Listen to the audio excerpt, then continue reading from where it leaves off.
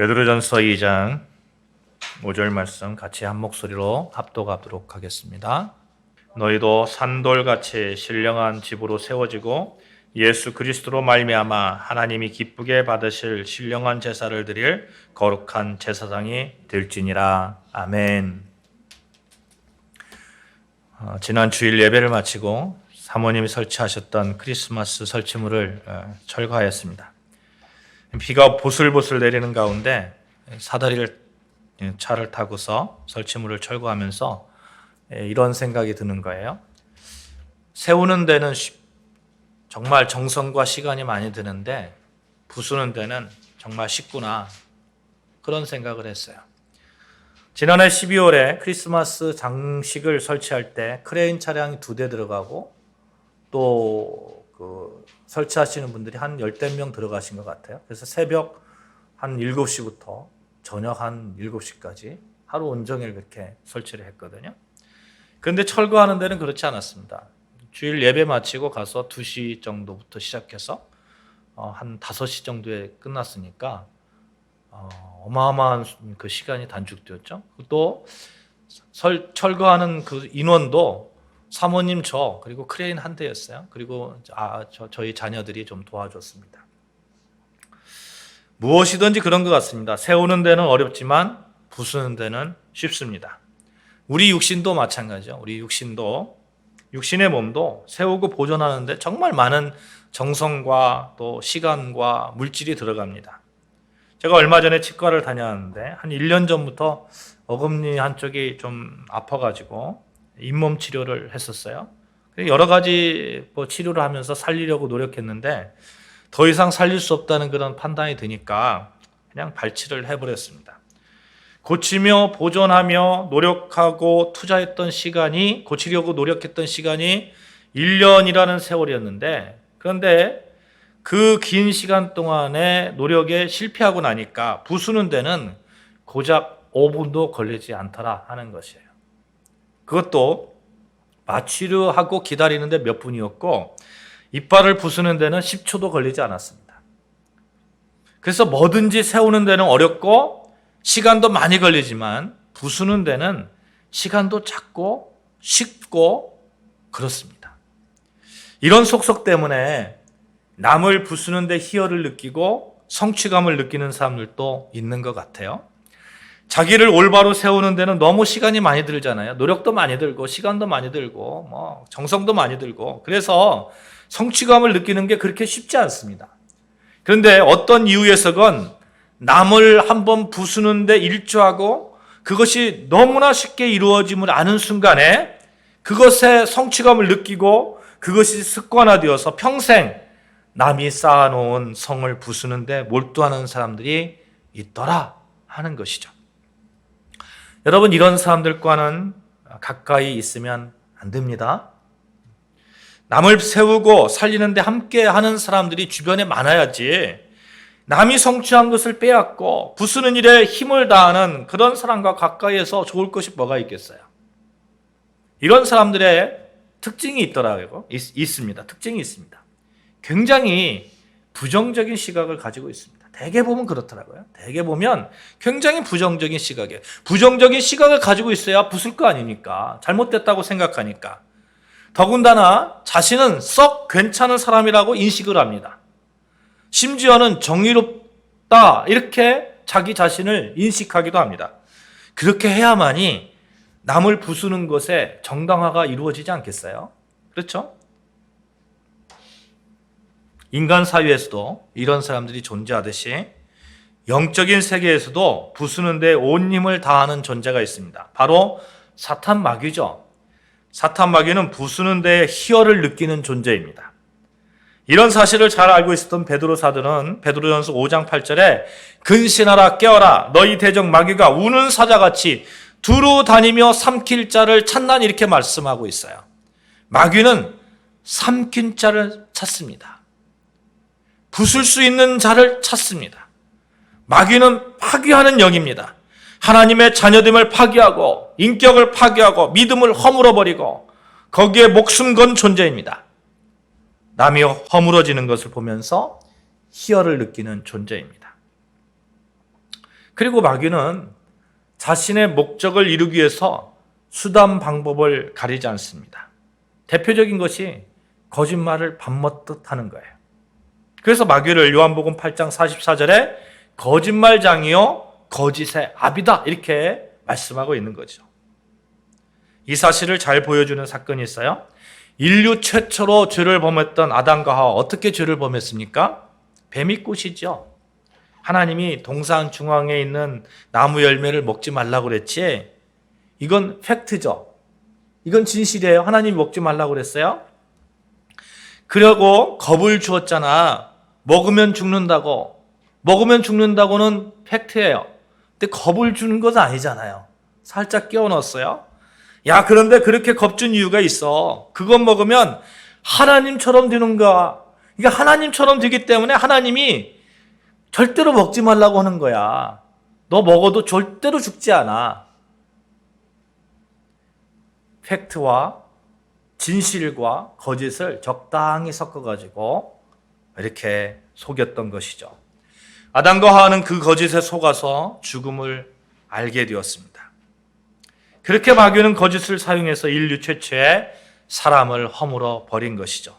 여전히 마귀는 지금도 그렇게 거짓을 사용해서 믿음의 사람들, 하나님과 붙어 있는 사람들, 이 사람들을 허물려고 합니다. 마귀가 인류 최초의 그 사탄이 아담과 하와를 부수려고 할 때에 하나님과 아담과 하와가 붙어 있었어요? 어떻습니까? 붙어 있었어요. 에덴 동산에서 하나님의 음성을 직접 들어가면서 그 아주 하나님과 친밀한 관계에 있었던 그 아담과 하와입니다. 역시 지금도 역시 하나님과 아주 친밀한 관계를 가지고 있는 그런 사람들에게, 그런 분들에게 마귀는 다가와서 거짓으로 그 믿음의 사람들을 허물려고 하고 있습니다. 그 거짓 중에 아주 다이너마이트 같은 폭발력을 가진 거짓이 있습니다. 바로 예배에 대한 거짓된 생각을 집어넣는 것입니다. 하나님 믿으면 되었지. 이거 팩트입니다. 하나님 믿으면 되었지. 예수님을 주로 고백하면 되었지. 팩트입니다. 그 진실이에요. 그런데 예배는 형식에 지나지 않아. 예배는 형식도 되지만 예배는 의무도 됩니다. 그러니 꼭 예배를 드려야 되나? 혼자서 예배 드려도 그것도 예배라고 하지 않나? 꼭 주일 성수해야 되나? 이렇게 적당하게 진실과 거짓을 섞어서 자꾸 공격하는 거예요. 마귀는 끊임없이 예배에 대해서 거짓된 정보를 흘리고 방해하고 예배와 상관없는 방향으로 유혹합니다. 사랑하는 여러분, 어떠한 마귀의 유혹에서도 예배 드림에 대한 확고한 믿음과 실행을 가지시기를 주님의 이름으로 축원드립니다. 아멘. 초대교회 성도들은 안식구 청날에 모이기를 힘썼다고 했어요. 모이기를. 모여서 예배 드려야 돼요. 예배는 하나님의 자녀로 세움받은 자로서의 삶의 기둥과 같습니다. 이 기둥이 무너지면 와르르 무너지는 거예요. 혼자서 어떻게 잘 지키려고 하다 보면 어느 순간에 무너져 있는 자식이 자신을 발견하게 되는 것이죠. 나는 예수님 믿어 이렇게 고백하면서 예배드림에 소홀했다면 1년 뒤, 2년 뒤 한번 보십시오. 어떻게 되어 있습니까? 모르긴 몰라도 예배드리지 못함에 대해서 마음 한편으로 엄청난 부담감을 가지고 있을 거예요. 이것은 그래도 다행이에요. 언젠가 돌아올 수 있기 때문에 그렇습니다. 하나님께서 아직 하나님에 대한 그 부담감, 예배드리지 못함에 대한 그 부담감, 이런 것들이 남아있다는 것 정말 하나님이 주신 그러한 은혜입니다. 그러나 대부분의 사람들은 예배드림이 없어지면 하나님에 대한 믿음 또한 식어지기 마련입니다. 믿음이 무너져 내린 것이죠. 다시 세우기 위해서 얼마나 많은 노력이 필요한지 모릅니다. 여러분, 그런 분들 주위에 허다하잖아요.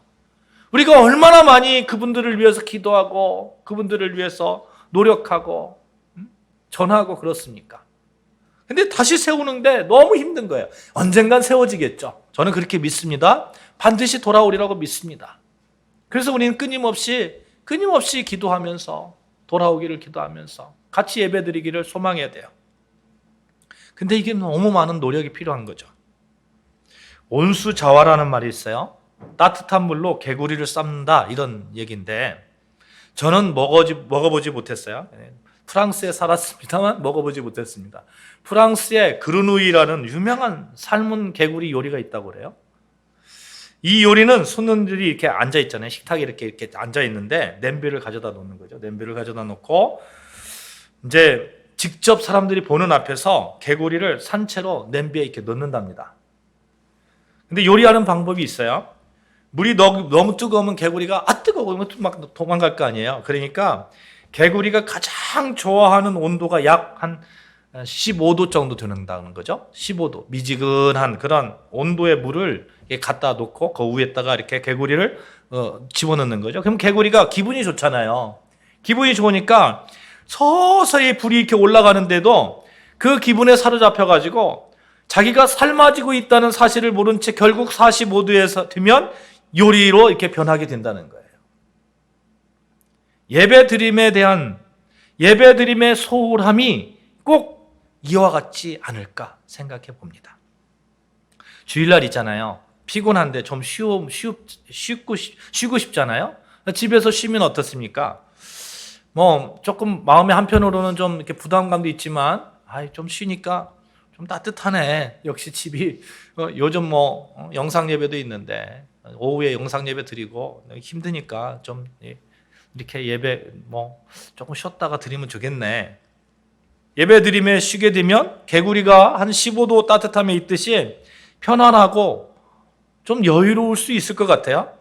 근데 그렇게 익숙해지면 언제 자기가 신앙생활을 했는지 까마득하게 잊어버리고 결국 냄비에서 삶아진 개구리처럼 세상에 삶아진 자기 모습을 발견하게 된다 하는 것이죠. 그래서 사랑하는 여러분, 마귀가 우리의 믿음을 한꺼번에 무너뜨리는 작전으로 예배를 사용한다는 것, 이 사실을 좀 인지하고 늘 경계하시는 여러분과 저 되어지기를 바랍니다. 아멘. 예배는 믿음 생활을 지탱하게 하는 기둥입니다. 건물 있잖아요. 건물을 철거하는 방법을 이렇게 인터넷에 이렇게 서치해 봤어요. 먼저 사전 조사를 하고 철거 계획을 세우고 그리고 여러 가지 철거 방법이 있다고 합니다. 그 철거 방법 중에 내파 방법이라고 있는데 건물을 지지하는 것들이 있잖아요. 기둥, 슬래브 이런 것들 거기에다가 이 폭발물을 설치하는 거죠. 폭발물 설치해 가지고 그냥 한꺼번에 터트려 버리는 거예요. 그러면 그 큰 건물이 우르르 무너져 버리는 거죠. 우리 믿음의 성이 한꺼번에 무너져 내리는 네파의 수준, 네파의 폭파 방법, 그건 예배입니다. 예배는 따라해 봅시다. 기둥이고 보이고 슬래브이다. 예배는 기둥입니다. 예배는 기둥이에요. 허무는데 익숙한 마귀는 기가 막히게 우리 믿음의 기둥이 무엇인지 알고 그것을 자꾸 흔드는 거죠. 그러면 우리 믿음의 기둥이 이 예배다 이렇게 우리가 생각한다면 그것이 하나님께서는 우리가 예배 드리는 것을 보면 어떠실까요? 하나님께서는 기쁘신 거죠. 하나님께서는 우리의 예배, 진실한 예배를 보면서 믿음의 기둥이 든든히 서 있는 그 모습을 보면서 영적으로 바로 세워진 그 모습을 확인하고 그 예배 가운데 기뻐하시는 거예요. 사랑하는 여러분, 영적으로 서 계십니까? 이 질문에 첫 번째로 여러분과 제가 확인해야 되는 것은 현재 내가 예배자의 삶을 잘 살고 있는가 하는 거예요. 요한복음 4장 24절에 보시면 하나님은 영이시니 예배하는 자마다 신령과 진리로 예배할지나 이렇게 말씀합니다. 하나님께서는 예배하는 것은 너무나 당연한 거예요. 예배하는 건 너무 당연한 거예요. 그러니까 하나님은 영이시니 예배하는 자마다 하나님의 영에 예배하는 자마다 어떻게 예배하라고요? 신령과 진정으로 예배하라고. 예배는 너무 당연한 거고 그 예배 가운데 신령과 진정으로 예배하라. 이렇게 말씀하고 있는 겁니다. 그래서 예배는 너무나 당연한 하나님 자녀의 의무입니다.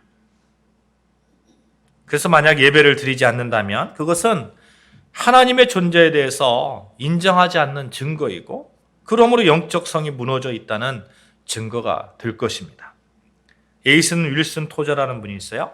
삶의 문제는 영적으로 해결되어야 된다 이런 유명한 얘기를 했는데 정말 그런 것 같아요. 상과 영적인 문제가 따로 떨어져 있지 않습니다. 요즘 정신적으로 어려운 분들 많잖아요. 정신적으로 어려운 것보다 영적으로 어려운 게 정말 삶의 문제와 아주 밀접하게 연관되어 있습니다. 육체가 건강하다고 꼭 삶이 건강하다고 말할 수는 없어요. 그러나 영적으로 건강한 자에게는 그의 삶이 건강하다고 얼마든지 얘기할 수 있습니다. 사랑하는 여러분, 예배는 삶을 풍성하게 하고 영을 건강하게 하고 그래서 하나님을 온전히 섬기게 한다는 사실을 늘 기억하면서 마귀가 공격하는 그 어떤 공격으로부터도 여러분의 예배를 잘 보호하시기를 주님의 이름으로 축원합니다. 아멘. 예배는 잘 보호되어야 합니다. 예배를 잘 보호한다는 의미는 참된 예배를 드려야 한다는 말과 같은 맥락이 될 거예요. 그렇게 참된 예배를 통해서만이 하나님은 우리를 기쁘게 받으시기 때문에 그렇습니다. 그럼 참된 예배가 무엇일까?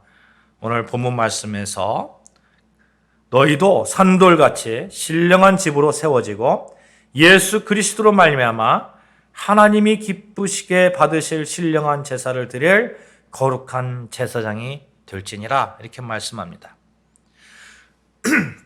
여기에서 하나님이 기쁘게 받으실 하나님이 기쁘게 받으실 이 말이 좀 중요한 것 같은데 창세기에 보면 여러분 똑같은 예배를 드렸는데 한 예배는 받으시고 한 예배는 받지 않은 그런 사건이 있잖아요. 무엇입니까? 가인과 아벨의 제사잖아요. 아벨은 양치는 그런 자였고 가인은 농사하는 자였습니다. 어느 날 가인은 땅의 소산을 이렇게 제물로 삼아서 하나님께 제사를 드렸어요. 또 아벨도 자기 양의 첫 새끼 그리고 또 그 기름을 가지고 이렇게 제물로 하나님께 드렸습니다. 아벨의 제사는 받으시고 가인의 제사는 받지 않으셨어요. 왜 그랬을까요? 어떤 분은 아벨은 첫 새끼 그러니까 동물의 피를 드렸기 때문에 그렇다 이렇게 말씀하고 있는데 왜 그랬을까요, 여러분? 똑같이 제사를 드렸는데 아벨의 제사는 받으시고 가인의 제사는 받지 않은 그 이유가 무엇일까요? 창세기 4장 4절부터 제가 봉독해 드리겠습니다. 아벨은 자기도 양의 첫 새끼와 그 기름으로 드렸더니 여호와께서 아벨과 그의 제물은 받으셨으나 이게 받으셨다라는 말이 그 단어가 기쁘게 받다 이런 뜻이거든요. 근데 히브리어 쏴라는 그런 말인데 어떤 뜻을 가지고 있냐면 틀어지게 응시하다 이런 뜻을 가지고 있어요. 응시하다. 그러니까 하나님께서 응시하신 거예요. 아벨이 어떤 마음으로 제물을 드리고 있는가? 아벨이 어떤 그 모양으로 어떤 심정으로 하나님께 제물을 드리고 있는가? 하나님께서 이렇게 응시하고 계신 거예요. 그의 마음을 꿰뚫어 보고 계신 거예요. 이런 맥락으로 가인이 그 제사를 드린 그 제사를 한번 살펴보면 이해가 갑니다. 창세기 4장 5절부터 제가 다시 봉독해 드리겠습니다. 가인과 그의 제물은 받지 아니하신지라 가인이 몹시 분하여 안색에 변하니 여호와께서 가인에게 이르시되 내가 분하여 함은 어찌 됨이며 안색이 변하면 어찌 됨이냐. 7절에 이렇게 말씀하여 내가 선을 행하면 어찌 낯을 들지 못하겠느냐. 가인에게 네가 선을 행하면 어찌 낯을 들지 못하겠느냐. 너의 재물 가운데 선이 없다는 거예요. 선이. 하나님께서는 가인의 제사 드림에 있어서 그의 마음에 선함이 없었던 것을 꿰뚫어 보고 계셨던 거예요. 제사의 행위는 있었지만 예배드리는 자의 자세가 없었다는 겁니다. 여러분, 예배 드리다 보면 어떤 분은 은혜 받고 어떤 분은 그렇지 못한 분을 보게 돼요. 똑같은 예배 드리잖아요. 예배의 은혜를 경험한 분들이 있는가 하면 반대로 예배 드리는데 견디지 못하는 그런 분도 계시는 거예요. 왜 그런 차이가 날까요?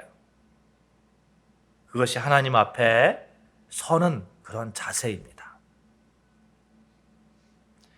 아벨은 이 하나님 앞에 서는 자세에서 성공한 거예요. 근데 가인은 성공하지 못했습니다.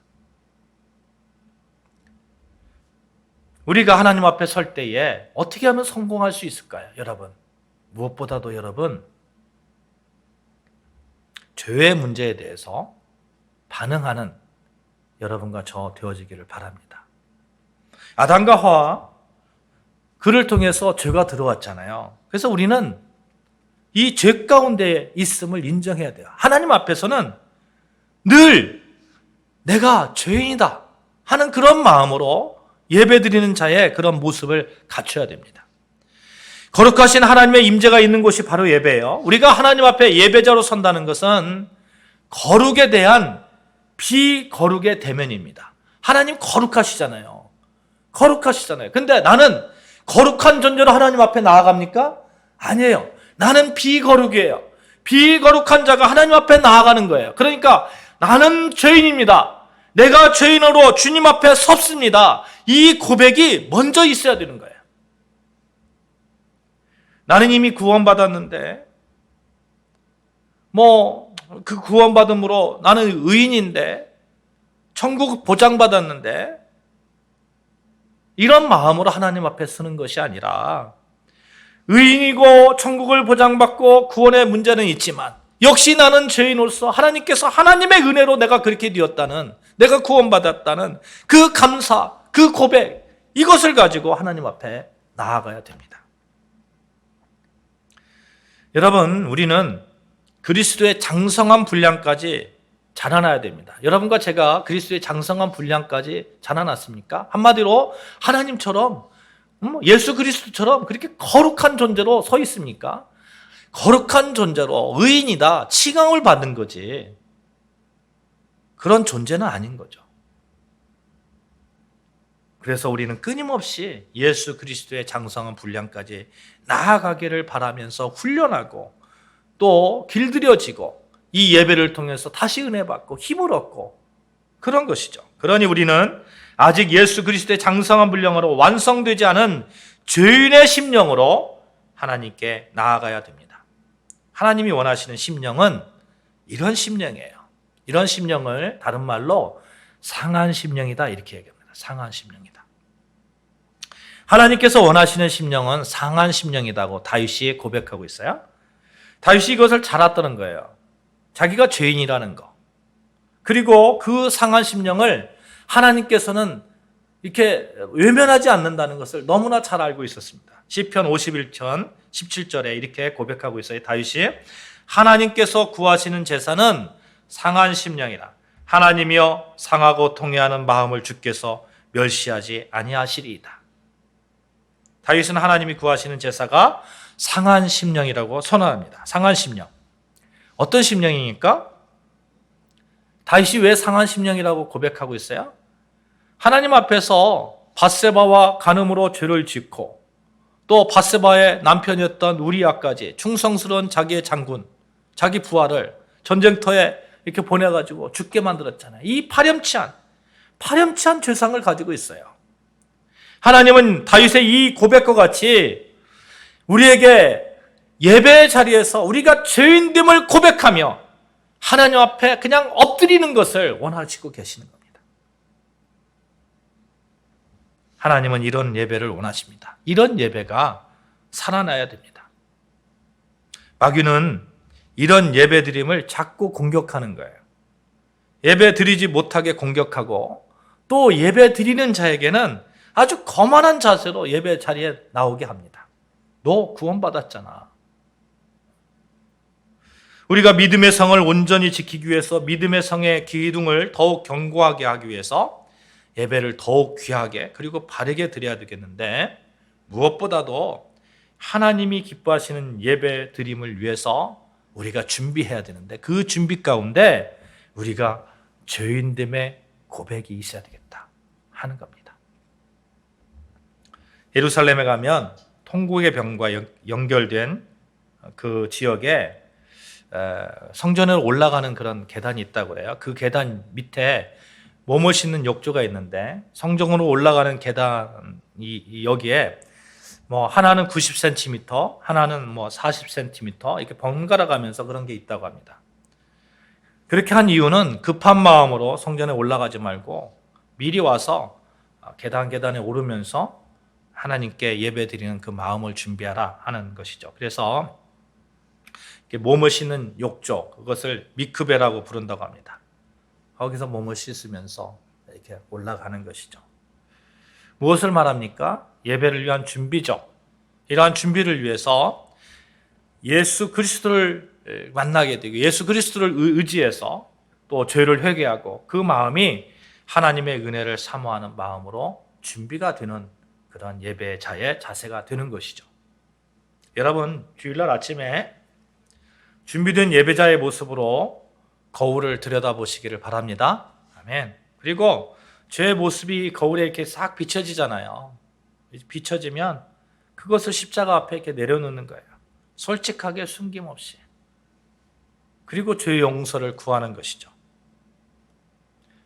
이렇게 죄의 문제를 들고 하나님께 용서를 받을 때에 하나님께서 기뻐하시는 예배자로 이렇게 나아갈 수 있는 것이죠.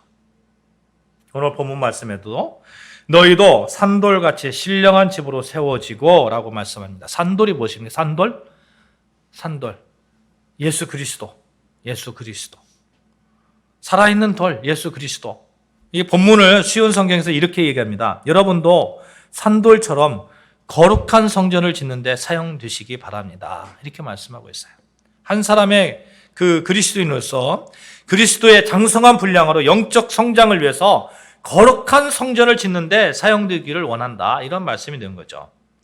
여러분과 저는 성전으로 사용되어야 합니다.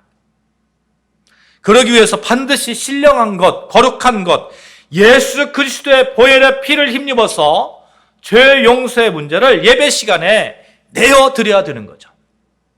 죄의 문제를 내어드릴 때만이 하나님과의 관계, 친밀한 관계, 친구됨의 관계가 회복되어질 수 있습니다.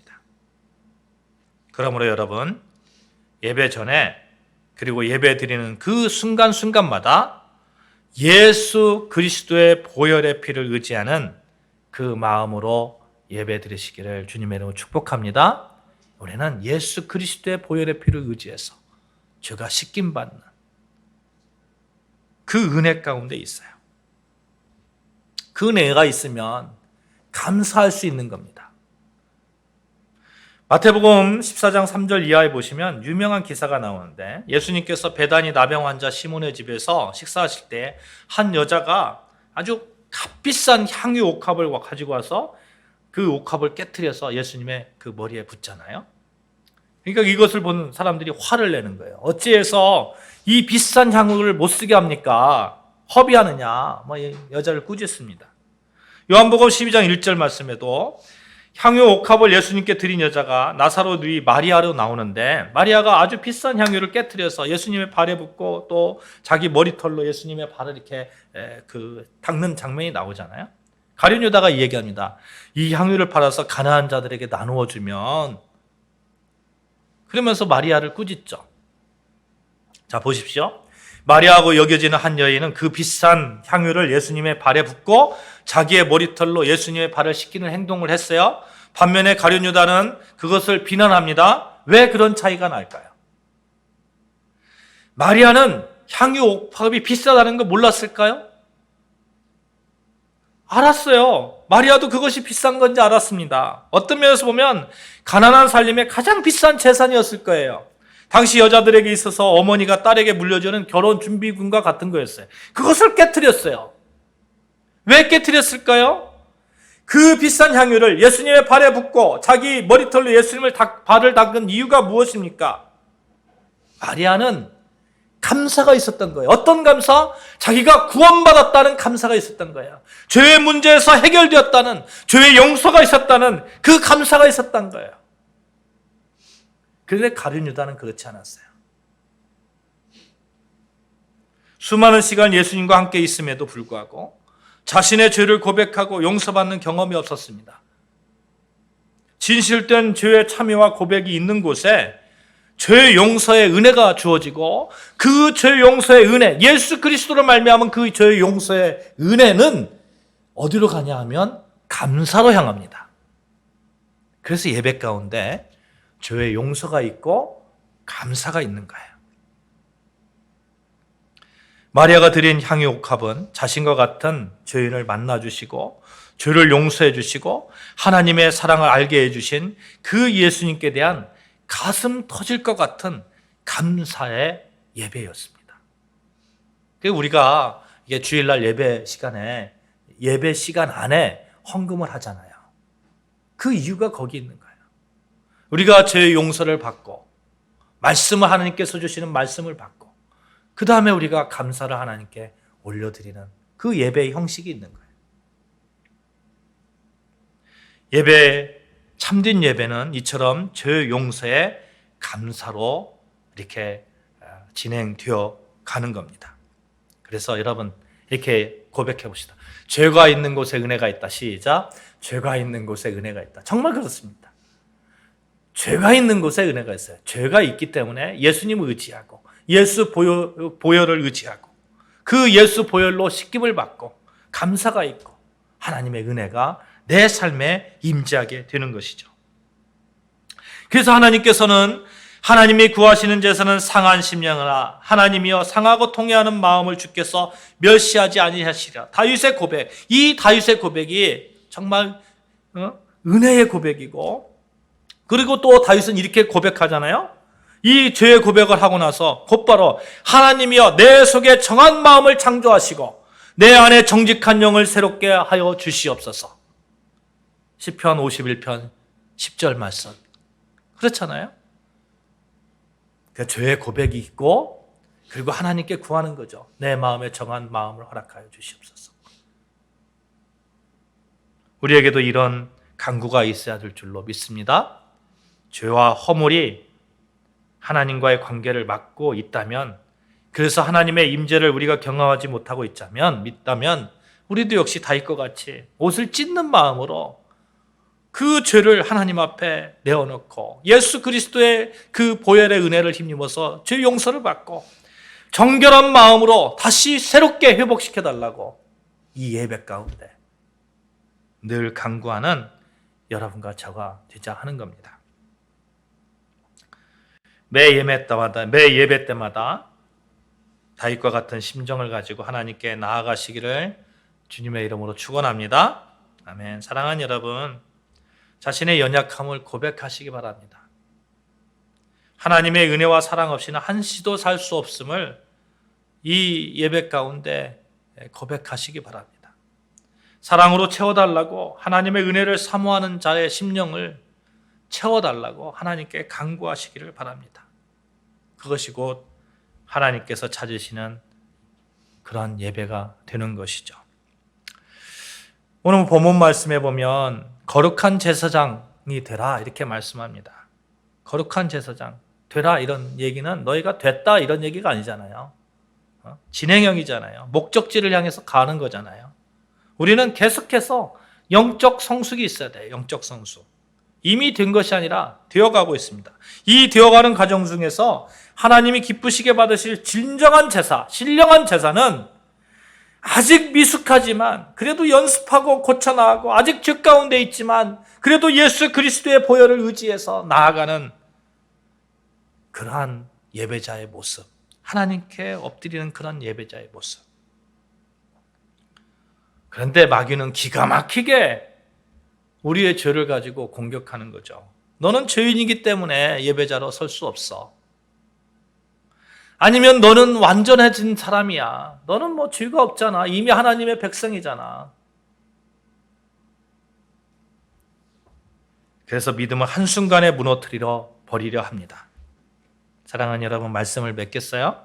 여러분과 제가 가지고 있는 믿음의 성을 굳건히 지켜내기 위해서 예배의 승리자가 되시기를 주님의 이름으로 축복합니다. 허무는 자의 우두머리, 마귀의 그 어떠한 공격에서도 예배의 승리자로 서시기를 바랍니다.